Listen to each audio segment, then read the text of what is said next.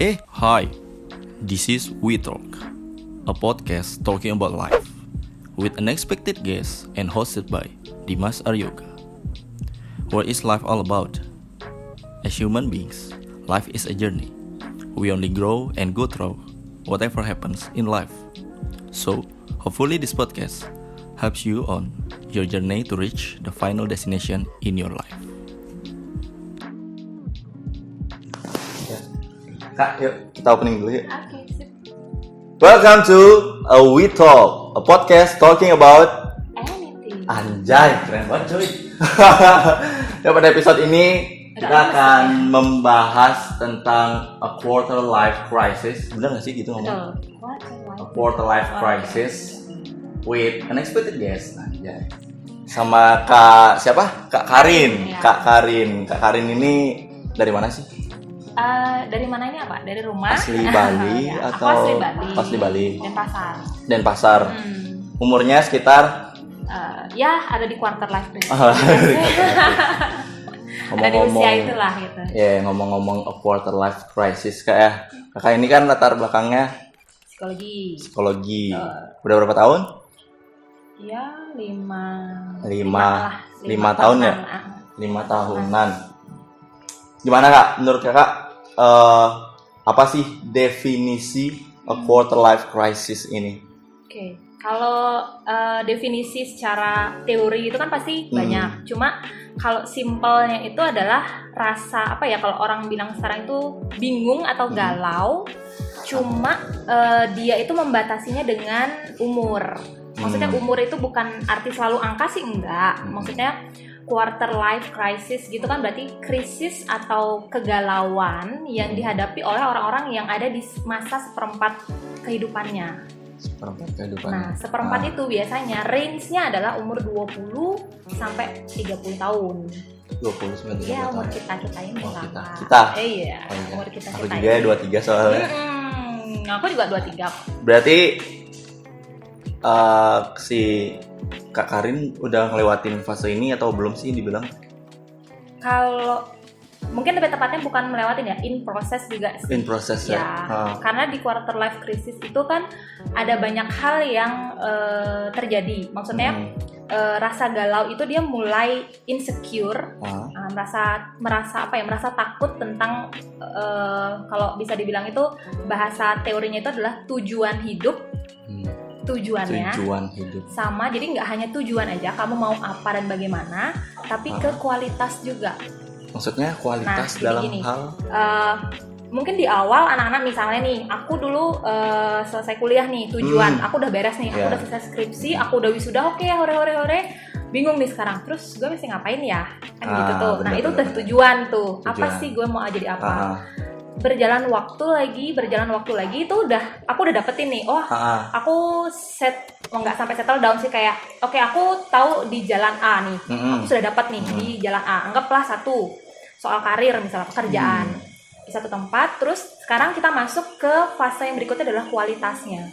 Ketika kamu sudah mendapatkan pekerjaan, kamu galau lagi nih, kualitasnya ini aku sudah sesuai nggak sih dengan yang aku inginkan. Jadi sebenarnya quarter life crisis itu proses sih sebenarnya. Dan kalau kamu bilang masih ada di momen itu atau enggak, kalau dari segi umur jelas.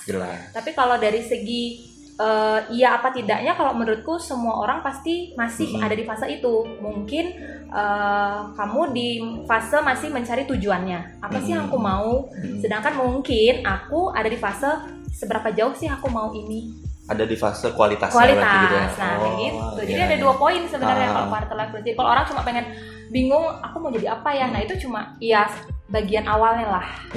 Pendahuluannya gitu. Tapi isinya itu masih ada lagi kualitasnya kayak gitu. Seperti kayak gitu sih. Simpelnya. Iya. Berarti kapan sih kita menyadari kalau misalkan wah, ternyata aku udah ada di tahap quarter life crisis nih gitu. Kapan kita sadar? Kapan kita sadar? Paling gampang adalah atau cuman kayak nanti aku harus jadi apa ya? Kalau gitu udah termasuk. Kalau menurutku itu sudah termasuk. Gue mau ngapain ya habis ini? Banyak kan anak yang baru lulus tuh pasti, oh ya udah aku udah lulus, terus aku sekarang ngapain ya? Nah, aku harus kerja di mana ya. Nah kan banyak tuh aku sekarang. mau jadi apa ya? Nah, aku nikah umur berapa ya? Nah itu karena kan quarter life crisis tuh banyak hal. Jadi dari segi karir, dari segi sosial. Jadi sosial itu maksudnya pertemanan, circle pertemanan kamu. Kemudian dari segi relationship juga termasuk di dalamnya. Jadi ya termasuk. Toxic relationship. Beda, bukan? Beda sih. Itu Beda. mungkin bagiannya mungkin bagian ngerasa, dari ngerasa itu ya. toxic relationship.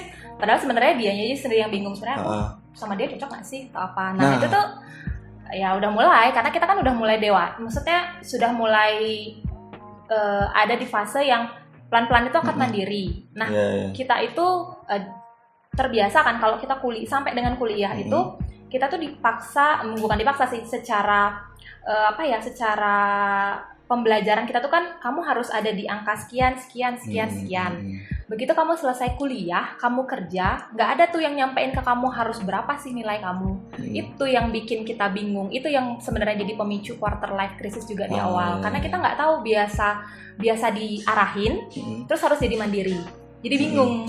Kayak gitu. Jadi biasanya diantar, misalnya nih kamu diantar ke sekolah, nggak pernah merhatiin apa-apa, terus tiba-tiba kamu disuruh sendiri aja bawa motor sana sendiri. Nah kan bingung kan. Nah, biasanya diawali dengan hal itu, tapi dibumbui dengan hal-hal lain yang lebih, salah satunya ya media sosial. Dan pertemanan kita, circle kita lah gitu. Berarti kan gini Kak, apa sih namanya? Kita merasa ada di fase life quarter crisis ini saat kita bingung dan cemas memikirkan tujuan hidup dan yang lain-lain. Nah kan ada beberapa orang juga yang ya udah nggak memikirkan itu, nggak bingung dan kayak let it flow aja gitu. Berarti dia tidak mengalami tidak mengalami itu atau gimana sih? Antara tidak mengalami itu atau dia denial dengan itu. Naif gitu ya? Iya, maksudnya iya gitu. Atau ada kan orang yang santai aja gitu. Ya udah gue gini aja. Padahal sebenarnya di dalam kita kan nggak pernah tahu dia membatin apa gitu. Dan nggak semua orang. Kadang pasti kalau menurutku sih ada di fase itu pasti pernah mengalami. Cuma mungkin persentasenya ada yang 20%, 30% sampai dengan 50% ataupun 80%, atau ada juga yang memperlihatkan. Tapi kalau menurutku nggak mungkin sih, nggak ada orang yang tidak mengalami itu. Pasti mengalami. Pasti mengalami. Cuma kadarnya.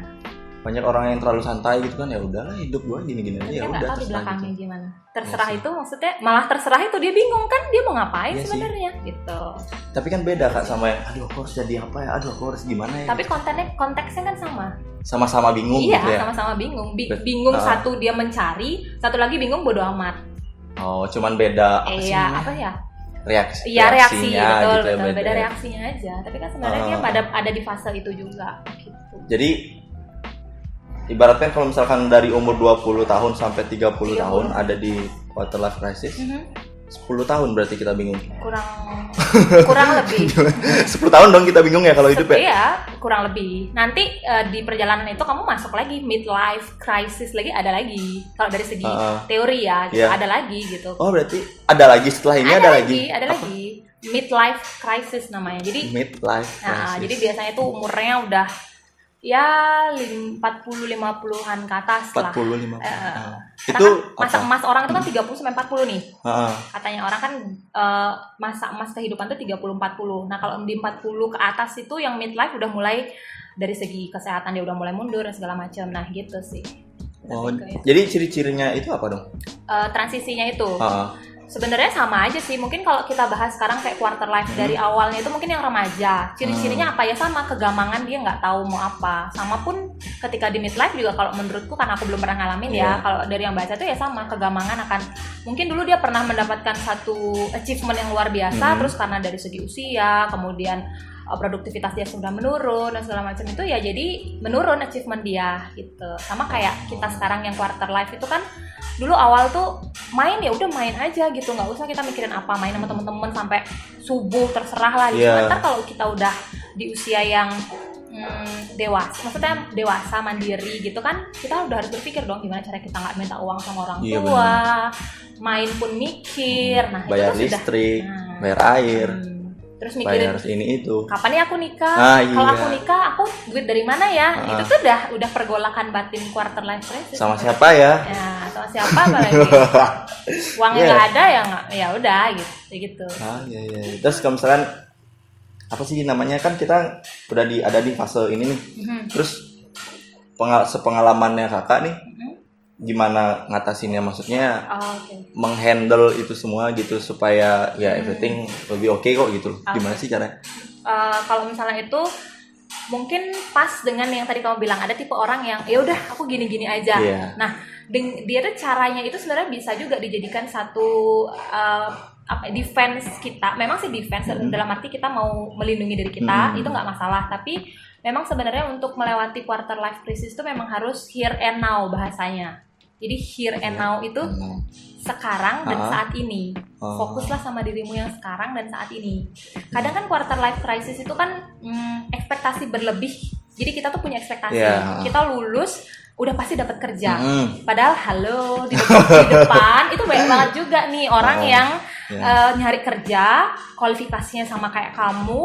Anggaplah anak cum laude 3,8. Ternyata di luaran ada yang 3,9, ada yang 3,8 sekian. Nah, kayak gitu. Jadi kayak tiba-tiba tuh keluar terus ngelihat, ternyata ada orang, jadi kayak baru terbuka gitu loh matanya. Nah, jadi sebenarnya yang harus dilakukan adalah ya udah fokus aja dengan yang ada sekarang. Kalau aku cuma dengan nilaiku segitu dan dapat pekerjaan ini, ya sudah, istilahnya disyukuri pekerjaan apa yang aku dapatkan. Jadi ini juga kadang tuh sering aku sharing ke orang-orang yang maksudnya nanya gimana sih baiknya kerja itu pertama kali gitu. Maksudnya aku juga kan, teman-temanku juga walaupun aku di S2, nggak semua orang itu pekerja yang aku ajak kuliah. Ada yang memang benar-benar baru lulus banget, kemarin dia baru wisuda, sekarang dia udah S2 lagi.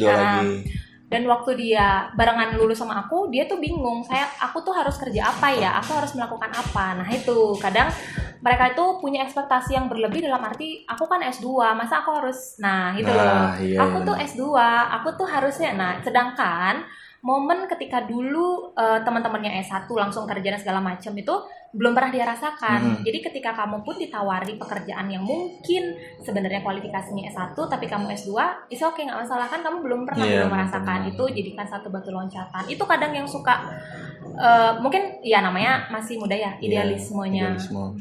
Jadi harus lebih realistis. Berarti salah nggak sih kita punya idealis yang tinggi?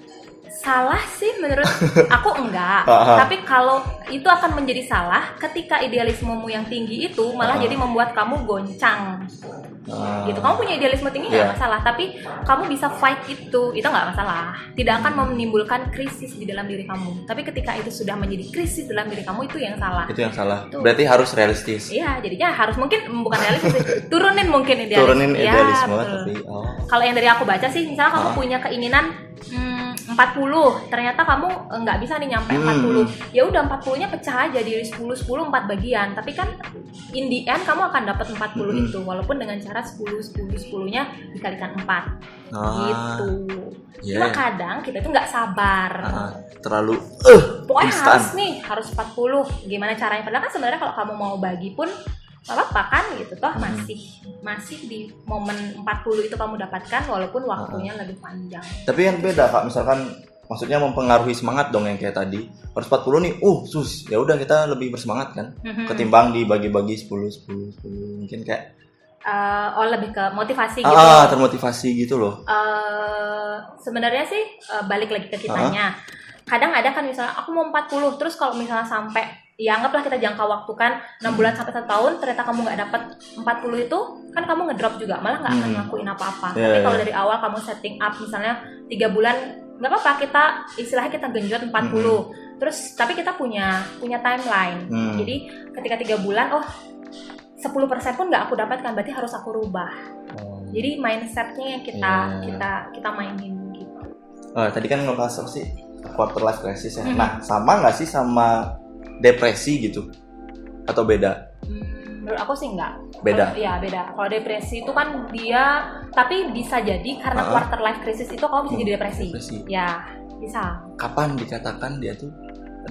Kapan? Kan, aku termasuk depresi nih gitu. Depresi nih, mungkin ke depresi kan kayak jadi tren gitu. Aku depresi gitu. Depresi tren ya. Kapan menjadi depresi itu mungkin kalau menurutku ketika sudah real life kamu terganggu. Jadi dalam Maksudnya produktivitas menurun ya, betul, gitu. betul. Jadi kamu kayak ngunci diri, nggak mau keluar dan segala macam gara-gara ya tadi misalnya kamu pengen dapetin 40 ini nih, kamu pengen dapetin cita-cita kamu yang 40, terus karena nggak dapet, kamu nggak bisa, kamu juga nggak mau ngelakuin yang 10 di kamu pecah itu, terus kamu ngunci diri, nggak mau makan, nggak mau ngomong sama siapapun. Nah itu bisa jadi quarter life crisisnya menyebabkan kamu depresi. Gitu. Tapi nggak selalu orang quarter life crisis itu pasti depresi, nggak. Karena berarti quarter life crisis ini berarti fase yang memang harus depresi ini berarti dampak iya, dari fase tersebut gitu. Iya sih modelannya. Kakak pernah depresi atau nggak tahu gitu? Depresi, kita dibilang depresi apa enggak kan memang kita harus ke ini ya, maksudnya kalau nggak ke dokter jiwa atau nggak ke psikolog dan dia yang akan memberikan anamnesanya gitu. Tapi kalau aku ngerasa kayaknya enggak sih. Enggak ya, jangan fine aja, jangan sampai. Nah, kalau kita ngomongin life quarter crisis ini kan, kalau aku sih ngerasain mungkin udah ada di fase ini ya, dan benar-benar ngerasa menurunkan produktivitas gitu loh Kak. Jadi kayak malas ngapa-ngapain gitu, produktifnya. Jadi kegiatan-kegiatan yang diambil nggak produktif, kerjaannya rebahan, atau emang malas aja kan nggak tahu ya.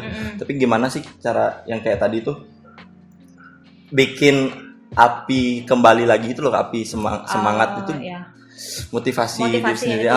Di fase ini gimana sih caranya? Soalnya akhir-akhir ini kan apalagi di fase-fase corona PSBB ya, persatuan semeton bengkung. Ya maksudnya kan kita betul. corona keluar nggak bisa, terus ngapa-ngapain juga males kan, kerjanya tidur aja. Betul. Terus kayak ya gimana caranya ngerubah biar kembali lagi kayak kegiatan produktif kemarin-kemarin gitu loh, yang sebelum di fase quarter life crisis gitu maksudnya. Jadi sebenarnya kalau ini mungkin lebih ke sharing pengalaman ya. Jadi kalau misalnya kayak aku sendiri, aku tuh juga pernah ada di fase yang bahkan sampai sekarang pun mungkin masih, cuma ya mungkin kadarnya nggak ini. Ketika kita bingung dengan sebenarnya aku ini mau ngapain sih? Ya aku juga pernah ada di fase itu dulu. Sekarang nggak tahu di sini, mudah-mudahan nanti enggak gitu. Itu pun aku mau ngapain ya sekarang. Jadi hal yang paling menurutku manjur untuk kita lakukan untuk ini itu adalah sharing sama teman. Iya, jadi kebiasaan nih kita sebagai orang yang baru mau dewasa itu kita tuh terlalu overthinking dengan diri kita sendiri. Sedangkan ketika kita berbicara dengan diri kita sendiri kan dia akan muter bulat gitu-gitu doang nih. Karena kita ngomong sama diri kita sendiri. Tapi ketika kita sharing sama orang yang memang sih kalau di fase quarter life crisis salah satunya adalah social relationship itu juga terbatas. Jadi kamu sudah mulai memilah-milah teman-teman secara tidak sadar sebenarnya kamu lakukan itu. Nah dari sana jadi kan kamu sudah punya teman-teman yang intinya itu sudah berkualitas menurut kamu nih gitu. Jadi sharing ke orang lain. Jadi kamu punya perspektif lain yang kira-kira ketika diri kita sendiri berpikir itu nggak terpikir sama kita. Gitu. Jadi aku kadang gitu sih. Jadi kayak, aduh aku mau ngapain lagi nih sekarang, atau aku kok rutinitasku ini aja ya gitu. Jadi ya udah mulai nyari temen, nyari itu dalam arti maksudnya ketemu sama teman, sharing kamu kegiatannya apa ini. Jadi kan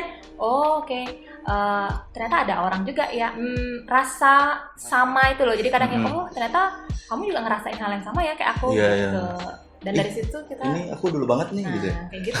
Jadi kalau kita sendiri aja, emang ada kecenderungan orang-orang yang masuk quarter life crisis itu cenderung menyendiri. Itu emang bener. Karena kita belum tahu mau ngapain, jadi kita bingung. Ya udahlah, kita kasih waktu buat diri kita sendiri dulu. Tapi kalau kelamaan, jadi kita bingung, kita mau ngapain ya? Itu udah fasenya kita harus keluar, tanya ke orang-orang yang entah mungkin kalau nggak nyaman sama orang tua untuk ngobrolin ya sama teman atau sama siapa orang yang kita percaya gitu, pasangan misalnya juga. Kita harus ngapain ya? Aduh kalau aku kayak gini kira-kira gimana ya gitu. Setelah kita mempertimbangkan diri kita sendiri, maksudnya kita sudah berbicara dengan diri kita sendiri gitu. Aku maunya gini gitu. Itu sih. Mujarab sih. Tadi juga kan kayak bilang ya udah kita memilih teman nih yang bisa diajak sharing gitu kan, diskusi. Semakin tua kan kita udah tahu nih siapa-siapa aja. Nah itu gimana sih cara kita milih teman yang berkualitas kayak gitu loh Kak. Kita kadang juga teman kita dari kecil pun saat kita ketemu udah besar lagi kok jadi nggak nyambung. Yang dulu kita sering sharing terus yang dulu kita sharing bareng terus sekarang ketemu lagi buat sharing kok nggak match gitu. Ya kan gimana sih caranya memilih oh ya dia nih ini pas banget nih gitu. Kalau aku sih mungkin nggak memilih ya bahasanya, maksudnya dalam arti kita punya porsinya masing-masing. Kalau dulu semua teman ada dijabanin, istilahnya gitu. Iya, semua dulu teman kan ada diajak siapapun pergi. welcome lah gitu. Nah, ketika misalnya kita mulai berbicara tentang hal yang serius gitu, kita pasti akan memilih di antara circle kita itu siapa-siapa aja sih yang bisa diajak diskusi kita ajak. Kalau ngobrolin tentang apalah sesuatu, misalnya ngomongin tentang kopi, mungkin kamu sama si A, tapi ketika kamu ngomongin ini dengan si B, tapi kan tidak membuat kamu tidak berteman dengan si B ataupun dengan si A gitu, tapi kamu akan bertemu dengan mereka, berbicara dengan mereka ketika kamu mempunyai satu bahasan yang menurut kamu itu sama. Berarti memang wajar ya, sangat wajar kalau kita semakin dewasa, semakin lebih menyaring, memfilter teman-teman itu sangat wajar ya. Sangat wajar. Sangat wajar. Nggak masalah. Nggak masalah kan? Kan capek dong, masa terus dari dulu udah gerombolan segitu terus kan ya ada fasenya lah, kita sudah mulai melewati fase itu. Udah jenuh nggak sih sama hal-hal kayak gitu, nongkrong mulu kerjaannya nggak jelas gitu. Nongkrong mulu, beli kopi terus. Tapi kalau beli kopi tapi ngobrol itu kan ceritanya beda, maksudnya sharing tentang ya apa, misalnya kamu dengan inimu misalnya. Kalau beli kopi di sini tidak masalah. Nah gitu. Dari obrolan-obrolan atau jadi bisnis itu kan baik banget. Iya benar. Daripada nongkrong nggak jelas di mana gitu terus nggak jadi apa-apa kan, menurutku rugi. Wasting time nggak sih jadinya? Ya kan? Dan semakin tanpa kita sadari emang itu pasti kita lakuin sih, karena emang udah tahapnya gitu. Tidak harus dipaksakan gitu maksudku. Nah tadi yang Kak Karim bilang apa sih?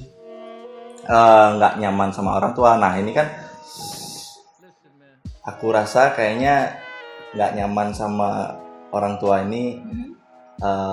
Mayoritas di sini ya, karena teman-teman aku juga ceritanya ya gitu. Jadi ya kita milihnya sharing ke teman bukan ke orang tua. Nah itu kenapa sih sebenarnya?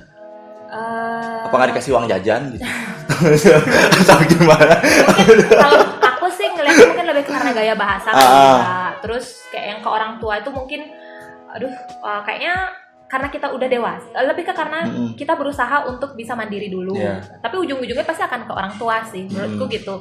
Cuma emang nggak apa-apa, itu adalah fase kamu belajar. Jadi kamu tidak menjadi orang yang manja, sedikit-sedikit tanya ke orang tua gitu. Jadi sharing sama teman yang dalam arti bahasa kita sama nih gitu loh, frekuensi kita sama. Terus ketika kamu nanya ke temen dan ternyata masih ambigu, masih 50-50, mungkin ke orang tua yang paling istilahnya penentu terakhirnya itu ada di mereka gitu. Jadi kayak lebih ke apa ya, keinginan orang-orang seumuran kita ini untuk bisa terlihat mandiri dulu. Maksudnya kita bisa kok menyelesaikan, kita udah besar, kita sudah mau coba untuk mencari solusi-solusi mungkin dengan teman-teman atau orang yang ada di luar, siapa yang kita kenal nanti sebelum kita istilahnya ketok palunya itu tetap ke orang tua. Ya, minum kak.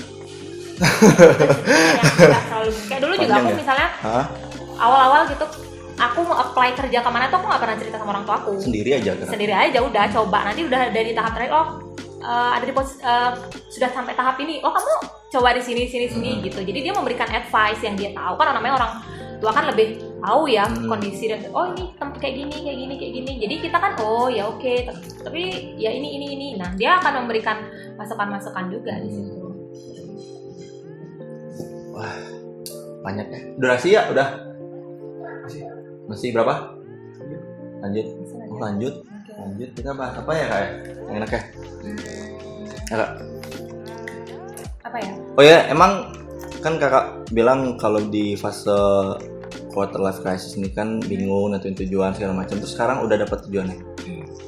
1% lah. 1%. Udah dapat tapi ya.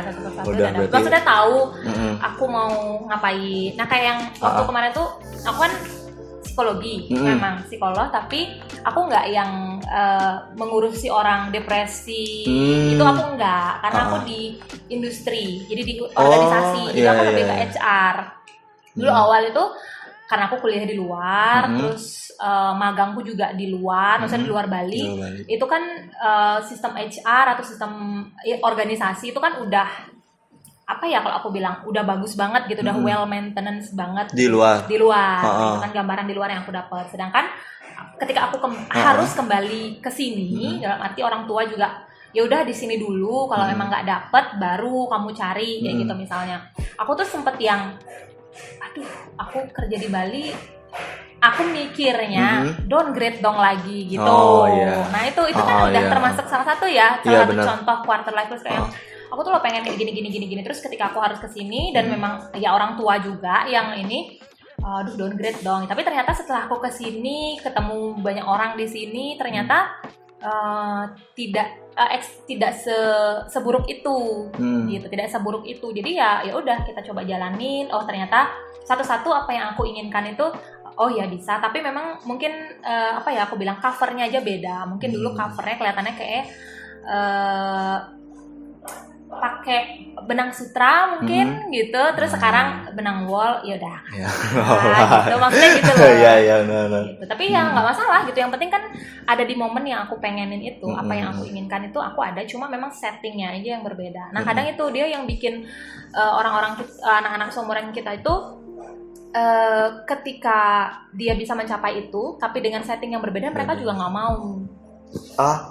Iya. Itu kayak tadi tuh idealisme terlalu tinggi. Tapi bukan yang bagus ya kalau idealisme terlalu tinggi. Bagus. Tapi kalau kamu malah nggak jadi nggak dapat apa-apa kan? Iya sih benar. Jadi sama lah kayak anggapan kamu genggam terlalu keras itu terus pada jatuh-jatuh, daripada kayak gitu kan mending kamu genggamnya nggak terlalu keras kan kayak gitu. Nah ya tadi ada hal yang tersisa. Iya apa sih yang tadi tujuan hidup nih? Udah nih. Tujuan hidupnya udah tahu mau apa.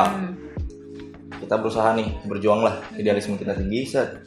Terus misalkan kapan nih kita harus berpindah jalur gitu? Kapan kita harus nyerah? Kapan kita harus berhenti?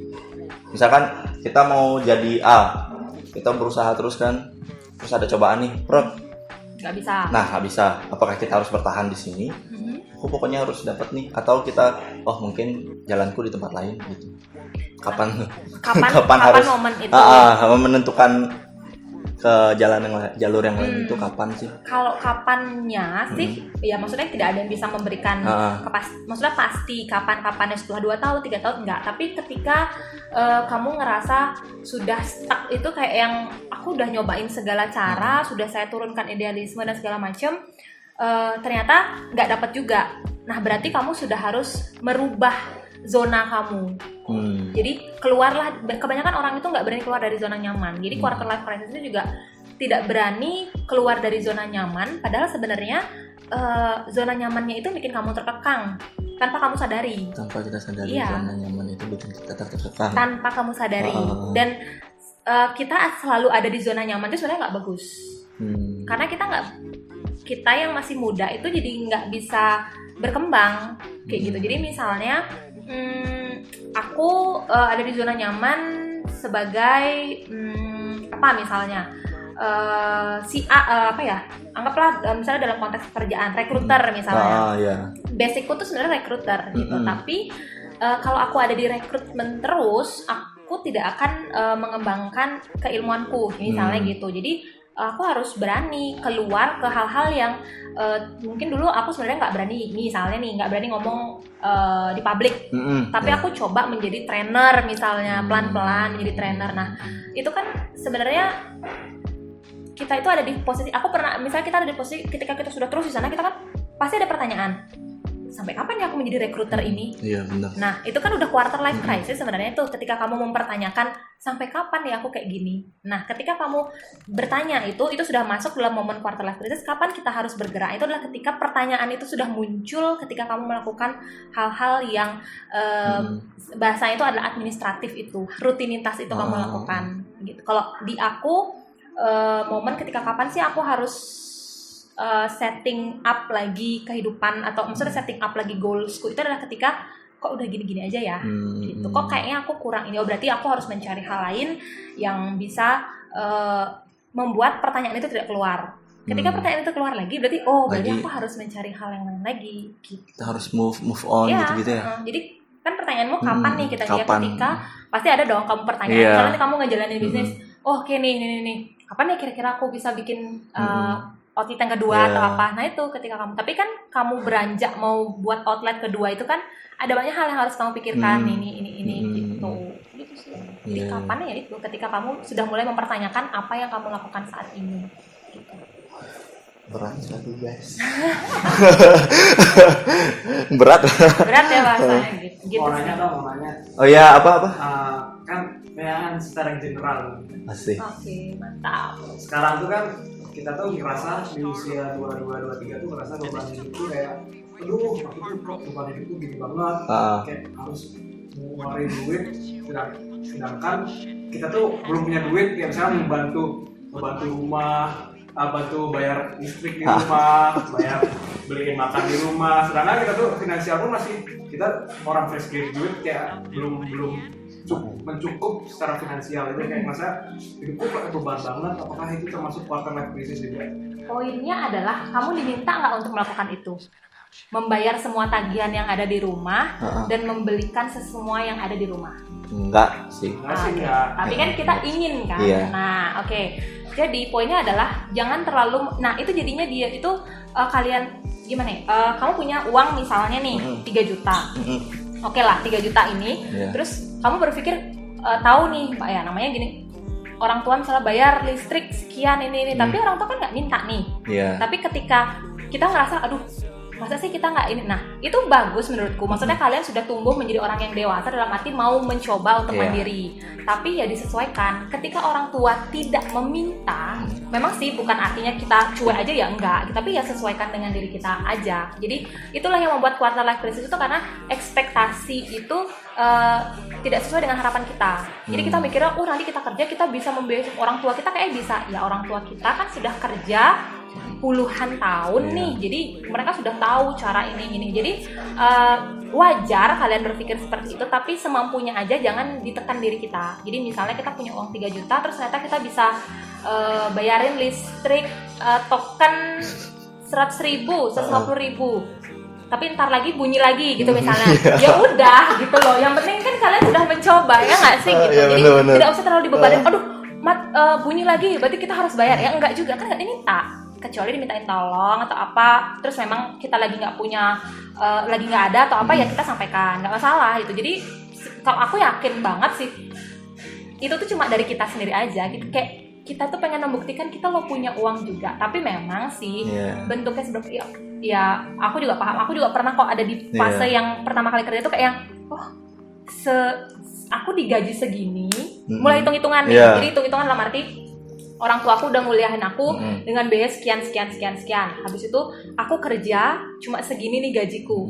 Berapa kali pun aku kalikan itu tidak bisa menggantikan. Nah, aku pernah ada di momen kayak gitu. Terus akhirnya aku ngobrol sama temanku, dan terus temanku ngomong kayak gini, orang tuamu minta nggak uang itu dikembalikan?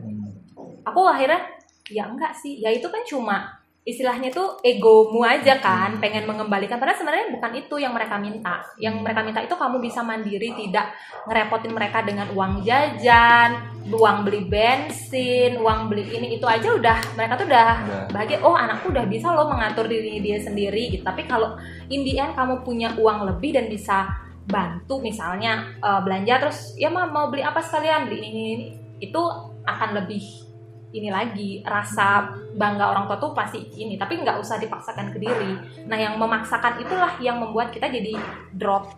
Aduh aku udah kerja potong pati tapi nggak bisa, nggak masalah, maksudnya mungkin bukan sekarang tapi nanti. Ya. Ada lagi? Pertanyaan? Kan kita nih kalau misalkan udah di fase-fase quarter life crisis nih, kita tuh perlu nggak sih datang kayak ke psikolog nih, kan kita bilang undang psikolog nih, tepuk tangan dulu. Perlu nggak sih kita tuh datang, kita curhat di sana keluh kesah kita, tapi kadang-kadang kan orang itu enggan gitu loh, orang malu untuk terbuka, untuk ngebahas tentang apa yang dia alami, nggak semua orang mau kan. Tapi hal itu perlu nggak sih kita tuh lebih bagus kita sharing ke orang yang emang mengerti tentang mental kita gitu. Kalau menurutku perlu, dalam arti supaya tahu kamu itu nggak sendiri. Kalian tuh nggak sendiri loh menghadapi itu gitu. Atau misalnya ketika kamu ada di circle yang cuek misalnya nih, kamu ada di circle yang cuek tapi kamunya itu pemikir orangnya, kan nggak cocok. Nah jadi mungkin ketika kamu misalnya nggak ke orang tua, ya udah berarti mungkin harus ke orang yang lebih profesional, itu nggak masalah gitu loh. Jadi anggap dia sebagai kaca, jadi mirroring kamu, dia dulu pernah ada di posisi kamu, dan dari situ kenapa aku selalu bilang, jadi aku juga kan terlibat di kayak yang tadi kamu bilang volunteer itu, jadi memang basically itu kita kayak ngasih gratis konseling ke orang-orang yang membutuhkan. Kan dia belum tahu kita ngomong volunteer tadi, belum di tag. Ya, nanti kita bahas. Maksudnya kayak gitu. Jadi sebenarnya kalau nggak mau kita datang ke psikolog tuh juga banyak kok. Maksudnya yang kumpulan-kumpulan lah, komunitas-komunitas yang tentang hal-hal kayak gitu, yang notabene itu kebanyakan volunteernya tuh usianya usia muda. Jadi bisa datang ke mereka, kita sharing, ngobrol, dan aku pun juga banyak ketemu hal-hal yang kayak ya quarter life crisis atau apa itu ya dari orang-orang itu juga. Ternyata ada yang pernah mengalami yang mungkin jauh dibandingkan apa yang aku rasain gitu. Jadi tahu dari sana, dan itu kita berbagi itu pasti rasanya lebih nyaman, lebih plong gitu. Oh ternyata ada banyak orang yang mengalami seperti ini, kayak gitu sih. Nah yang lain kan mungkin belum tahu ya, kakak ikut volunteer. Volunteer apa sih, coba? Kalau volunteer itu dia itu namanya ada Bali Soul Society. Jadi itu komunitas psikologi sih, komunitas psikologi. Memang di awal kita bikin itu sebagian besar emang psikolog. Jadi kebetulan teman-teman S1 aku juga di Udayana, jadi bikin kegiatan itu karena bermula itu dari yang kita nih udah punya istilahnya gelar. Misalnya kayak dokter tuh kita punya gelar, kita bisa bantu apa ya buat komunitas. Yang istilahnya itu for free. Jadi kita kayak yang bahasanya tuh baksos gitu. Modelnya kayak gitulah, tapi dikemas dengan gaya yang masa kini gitu. Gitu sih. Jadi biar juga menyebarkan ke orang-orang itu kalau ke psikolog itu bukan berarti kamu itu bermasalah atau kamu itu perlu diobatin, itu enggak. Jadi semua orang itu pasti punya permasalahan secara psikologis, cuma mau diungkapin apa enggaknya aja sih gitu. Dan kita mau bikin itu dalam sesi yang santai, jadi nggak kayak datang ke praktek atau apa. Jadi kita bikin dalam sesi yang santai, jadi orang juga ngobrol pun santai, dari masalah yang berat pun ada, ringan juga ya ada. Kebanyakan sih ya tengah-tengah lah gitu. Kalau berat biasanya mungkin nggak sekali aja, jadi dia akan ketemu lagi di beberapa sesi yang lain. Tapi ada juga yang cuma sekali, dan dia ngerasa oh ternyata dia baru menyadarin ternyata unek-unek yang ada di aku ini cuma karena pengen aku tumpahin aja sih, dan dia nggak tahu harus numpahin kemana dan orang yang tepat untuk numpahin itu siapa gitu. Berarti motifnya itu pengen membuka pikiran orang bahwa kalau ke psikolog tuh kamu nggak harus sakit gila kok gitu, nggak harus gila dulu baru ke psikolog gitu ya. Aku ke psikolog aku gila nih, gitu juga gitu loh. Berarti gimana sih cara kakak ngerubah stigma yang seperti itu? Karena kan orang-orang mikirnya pasti mayoritas seperti itu kan, mikirnya kalau aku psikolog berarti aku gila gitu kayak gitu ya. Dari sini sih sebenarnya juga kegiatan ini mungkin kayak kita bikin yang paling happening banget sih itu dia ngopsi itu kan ya, jadi ngobrol bareng psikolog gitu. Jadi lebih ke sesi konseling yang gratis, dan kita lakukan itu secara santai. Jadi kayak kita ketemu di satu tempat, terus kita ngobrol tentang apapun. Memang di awal pasti kita tanyakan main isu kamu apa sih, jadi supaya bisa ketemu dengan psikolog yang cocok gitu. Tapi rata-rata sih yang datang itu ya cuma karena itu pengen ini unek-unek aja sih gitu, temen sharing lah gitu. Mungkin dia ngerasa temen aku nggak ada nih yang bisa diajak sharing kayak gini. Nah mungkin kalau ke profesional lebih nyaman. Terus ya mungkin mikirnya aduh mahal, cuma curhat doang tapi mahal. Nah tapi kalau orang yang memang benar-benar membutuhkan, uang kan nggak ada artinya, yang penting dia nyaman. Nah kalau kita ini lebih ke ya pengen mengedukasi aja sih. Kalau misalnya kenapa kita kasih gratis ya karena edukasi. Jadi biar orang-orang itu terbiasa untuk berbicara, speak up lah. Mungkin nggak ke orang banyak, tapi dia speak up ke orang lain yang dia nggak kenal kan susah juga ya. Nah kita kalau kita mau lebih ke campaigns itu sih, lebih mau speak up, lebih mau apa sih susah yang kamu alamin tuh ada kok orang yang mau mendengarkan daripada cuma ngoceh-ngoceh misalnya di media sosial nggak jelas, terus teman-teman ada yang baper, tersindir, dan kayak gitu kan. Mending cerita sama orang yang pas gitu sih lebih ke. Nyambung pertanyaan yang tadi yang terakhir sebelum kita tutup, pertanyaan terakhir.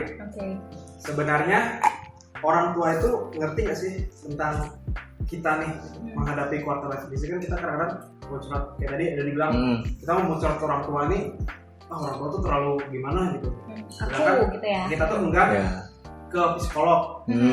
Terus kita mau curhat sama teman, tapi teman itu nggak terlalu dekat sama kita, maksudnya nggak tahu banget dari kita. Kan yang paling dekat itu kan orang tua dong. Jadi otomatis orang tua tuh paling tahu banget kita. Jadi kita tuh juga pengen tahu orang tua tuh peka nggak sih sama anaknya yang sedang menghadapi quarter life crisis ini. Kalau ditanya orang tua itu tahu apa enggak, sebenarnya tuh aku masih abu-abu juga. Orang tua itu mungkin tahu, tapi dia nggak paham bahasanya itu adalah ada bahasa namanya quarter life crisis. Karena aku juga kadang tuh bertanya-tanya, orang dulu itu yang mungkin seangkatan orang tua kita pernah nggak sih mengalami ini gitu. Aku sempet sih kayak searching segala macam.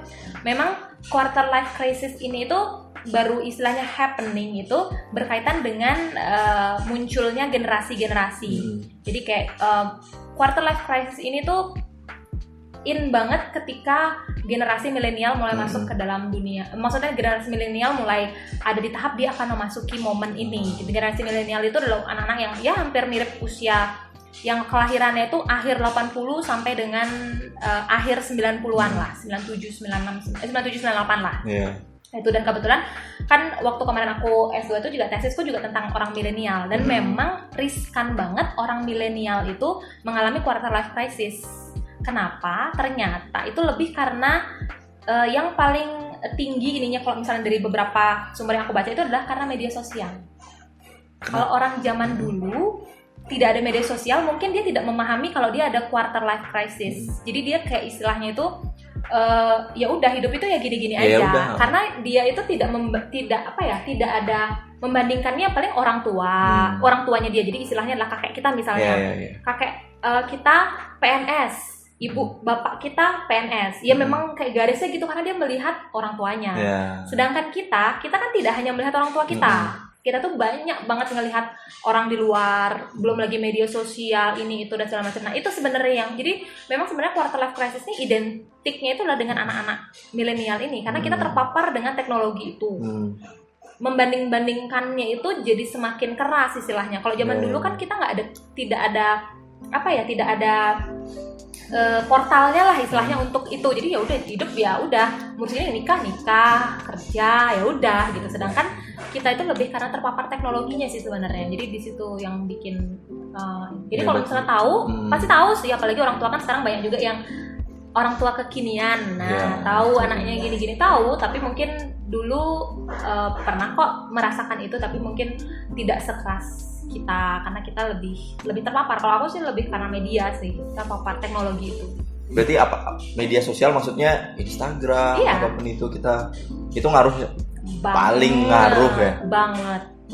Kenapa bisa dibilang paling ngaruh? Jadi kita membeda-bedakan diri dan orang lain jatuhnya gitu. Iya, misalnya gini. Dia udah ini nih. Ya, gitu. Jadi kalau aku bilang Instagram itu sekarang kan kayak album kehidupan orang nih.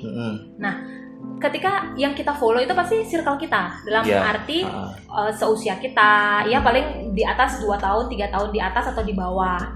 Ketika kita melihat dia, dia sudah, misalnya dia manajer nih di sini, sedangkan aku baru lulus, masih staff. Nah kan, kok dia bisa sih segitu, sedangkan aku kok bisa sih di sini. Nah kayak gitu. Media sosial tuh paling keras banget ininya. Terus kayak yang, dia udah mau punya anak kedua aja, nikah aja belum. Nah, dia udah nikah, aku masih gitu. Miskin gitu. Nah, udah nikah kita masih nyari duit. Nah, gitu. Pokoknya itu sih. Jadi yang selalu aku tekankan juga ke diriku sendiri dan juga ke teman-teman kalau misalnya nanya, itu juga kayak yang setiap orang itu pasti akan mengalami quarter life crisis itu, dan setiap orang punya template-nya masing-masing. Jadi ketika teman kamu nikah di umur 23, itu berarti template dia memang harus menikah di umur 23 dan itu keinginan dia untuk bisa menikah di umur 23. Tapi ketika kamu menikah misalnya di umur 28, it's okay, itu adalah templatemu gitu. Jadi jangan membandingkan karena ini yang buat itu juga adalah karena kita ketika TK, SD, SMP, SMA itu semuanya seragam. Baju, nilai, semuanya tuh seragam. Udah harus pokoknya belajar ini aja gitu. Tapi begitu kita keluar dari institusi pendidikan itu, kita benar-benar lepas. Kita yang mengatur sendiri.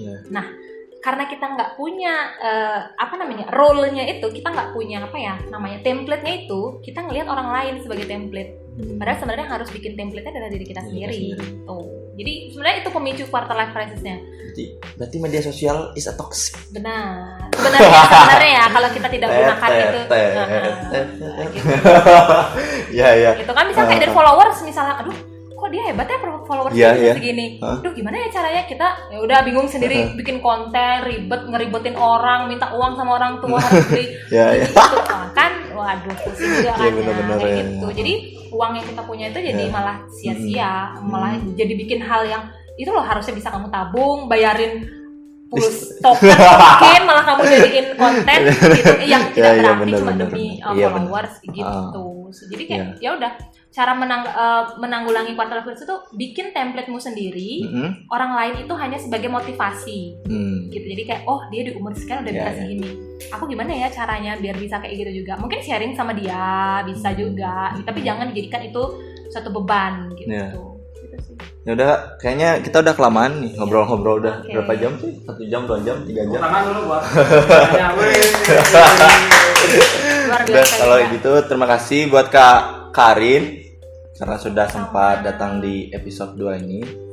Pesannya buat orang yang quarter life crisis. Oh iya, kasih pesan dulu dah buat generasi kita supaya semakin bersemangat menjalani kehidupan. Oke, kalau misalnya itu sih kurang lebih kayak tadi aku bilang pertama. Jadi orang itu fokus aja sama apa yang saat ini. Jadi masa depan itu memang pasti akan kita lalui. Tapi kalau kita hidup untuk masa depan, sedangkan masa sekarang kita sia-siain itu kan sayang banget. Jadi emang benar-benar harus fokus aja sama diri kamu saat ini. Kemudian jangan terlalu membanding-bandingkan sama orang dan segala macam. Karena seperti yang aku bilang tadi terakhir itu adalah setiap orang itu punya template-nya masing-masing. Kamu yang berhak terhadap template kamu sendiri. Bahkan orang tuamu sebenarnya tidak bisa mengambil keputusan, maksudnya tidak bisa membuilding up template-mu gitu. Tapi kalau mereka memberikan feedback, it's okay. Maksudnya dalam arti mereka sebagai orang tua memberikan masukan ke kita gitu. Tapi tetap hidupmu itu adalah milikmu sendiri. Kamu yang harus mengatur. Ya fokus aja sama dirimu saat ini, nggak usah membandingkan ke orang lain. Itu aja sih sebenarnya yang paling poinnya dari bagaimana cara kamu bisa tetap bertahan di usia quarter life crisis ini. Mantap kan? Terima kasih Arin. Sama-sama. Semoga selalu sukses ke depannya dan kita banyak. juga semoga we talk. Intinya semakin udah ya. Oke. Tos dulu dong. Corona bro. Corona.